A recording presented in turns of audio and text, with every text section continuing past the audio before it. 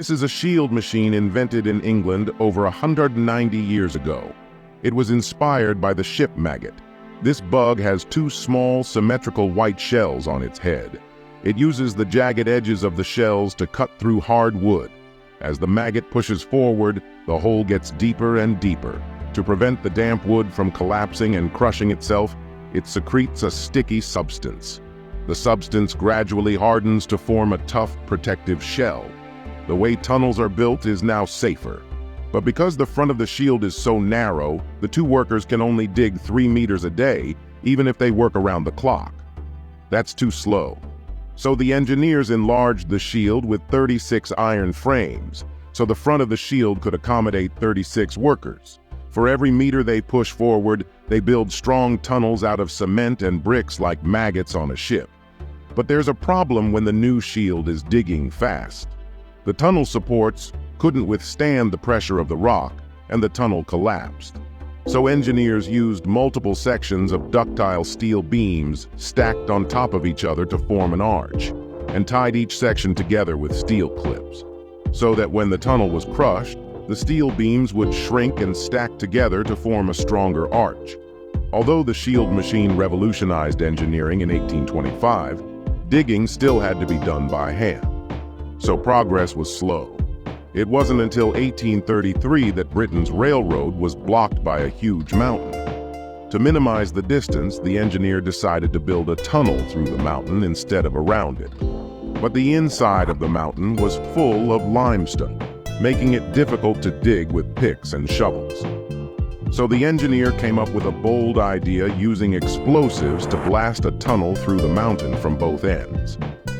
In order to keep the tunnel in a straight line and open smoothly, the engineers also opened 8 deep shafts in the mountain for directional blasting. Although this method of blasting to speed up the tunnel digging progress, but not suitable for use in all places.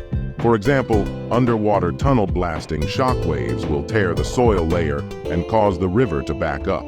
In order to speed up the digging of underwater tunnels, engineers replaced the front of the shield machine workers with a huge rotating arm.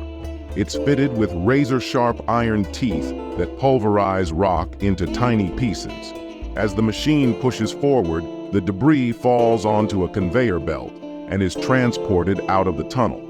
At the bottom of the shield is a hydraulic press. It controls the movement of the machine. This machine made tunneling faster and safer. Until the 19th century, Switzerland had to open up the Alps to build a railroad. But the tunnels were so long, the engineer needed a way to get fresh air deeper into the tunnels. First, he installed large blowers at the entrances, and then connected the tunnels together at 200-meter intervals. This way, as fresh air blew into the tunnel and out through the other entrance, it was always available. In addition to the air problem, the rocks in the tunnels trapped the heat inside, causing the temperature inside to reach 45 degrees Celsius. In such conditions, workers can easily get heat stroke. For this reason, engineers have installed 30 huge air conditioners to cool the tunnel, but the heat generated by the machines would cancel out the tunnel's cooling effect. So the engineers laid a large number of pipes inside the tunnel to push cold water into the machines to cool them. This 1905 ventilation and cooling system is still in use in tunnels today. Later, when a 50-kilometer tunnel was to be built between England and France, the engineers had to find ways to control the precision of the tunnel to ensure that it would fit together perfectly. To do this, he first used a geological survey ship to measure the depth of the excavation.